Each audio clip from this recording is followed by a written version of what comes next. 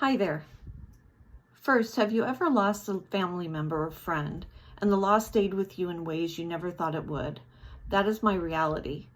The deaths of my mom, dad, and older brother left me with so much more than emotional scars. They also paved the way for a lifetime of mental illness. I wish to share with you how those experiences have molded me over the past 47 years, the suffering I have endured, and the strength I found to seek the help I needed. My brother Johnny committed suicide when he was 24 and I was 12. Even though we were not all that close because of our age difference and the fact that he stayed in California when my mom, dad, and I moved to Sedona in 1977, his passing really affected me deeply. It was July 5th, 1980, and I was with my neighbors at Red Rock Crossing, enjoying the creek and the end of the July 4th weekend. When I got home and my mom and dad told me what happened, it was like a switch had flipped in my brain. I instantly thought that if I ever went back to the crossing again, I might cause someone else to die. That was the day my OCD began, the disorder that has influenced my day-to-day life ever since. For me, OCD embraces far more than just neatness and organization. It was and still is a never-ending cycle of compulsive thoughts and behaviors that I am pressured into carrying out by an OCD bully that lives in my brain.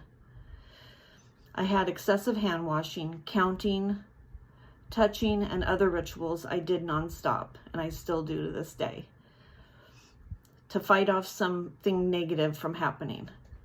It is so tiring, and my mind goes 100 miles per hour, day and night.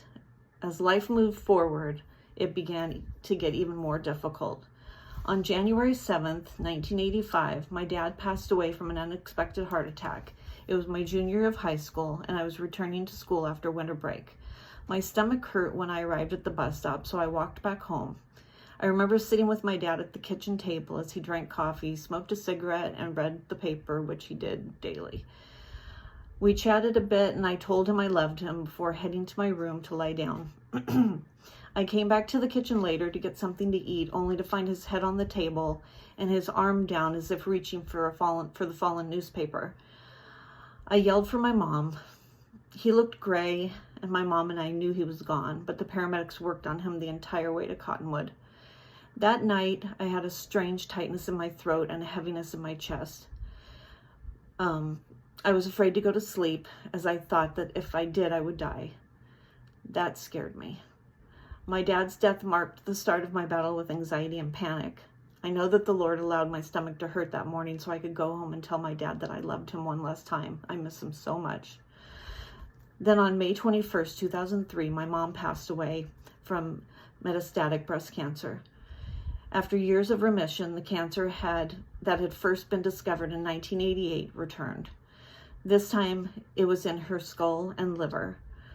I would visit her at her small care home in Cottonwood each weekend. We would go for rides in the car and get lunch. The last lunch I had with my mom was Mother's Day 2003. She died 10 days later. She was my hero, the person I went to for advice and guidance. She instilled in me my values and morals I have today, including my love for the Lord, my sense of humor, my love of animals, and the importance of caring for homeless animals and people. I miss her daily, and after her loss, I developed depression, which has been challenging over the last few years. I tried to handle my disorders on my own, and it wasn't until my early 20s that I sought medication and treatment. It was a rough 10 years of dealing with the losses I endured and the mental health disorders I was dealing with. I would like to share with you 3 of a handful of things that have shaped my life. First is the medication. If it wasn't for them, I don't know if I would be here. I have tried many medications, some that worked great, some that made me so restless I couldn't sit still, and one that even gave me sleep paralysis. I can say that now I am on the perfect combination to better control my disorders, and I thank God every day for these medications as they make life bearable, but don't offer a cure. My medication symbolizes the day I realized and accepted the need for help. Second, there are photographs and memories of my mom, dad, and brother. These connect me to their love and are something that I will always have in my head to think about, and photos that I can tangibly hold. Thirdly, there's a list of goals that I have been hesitant to pursue due to my mental health issues. I have let anxiety prevent me from traveling by air to see friends across the country, and I have always dreamt of going to Europe and Egypt, but I can only do that when I conquer my fear of flying. I have not flown in over 24 years, so perhaps a Xanax might do the trick.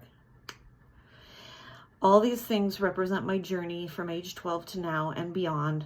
It may sound odd considering how long I have dealt with these disorders, but I doubt I would change a thing.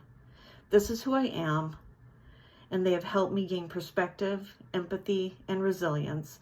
They have also encouraged me to talk openly about mental illness, as sharing my story not only benefits me, but others too. Thank you for allowing me to share my story. It means the world.